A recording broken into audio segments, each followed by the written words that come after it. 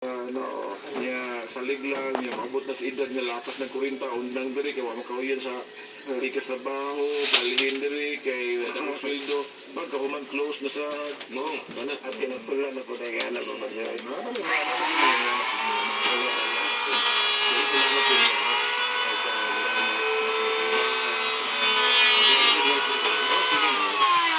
on a serious relationship for now. It's too early. Better go find a job that can support you and your family or finish study first. It's coming from John Adolf Caballero. Okay, nga ka sa tunog line tunod focus sa mga serious relationship. Oh, yes. So, depende man good. Kay mas ako no, ang konsultahan ko, kinala mas maayo ng focus ko ang serious relationship kung sud kay nga nang idara. Pero based sa mga edad kay nga nang idara. Kay kung yung ka nga dili seryoso, more than dua-dua, usahay man good, that would reflect your personality na pinagbabae ka. Sabi na, high school pa ka, niya kusulag kita kolektor sa likong mga lalaki nga murag di kini mo seryosohon.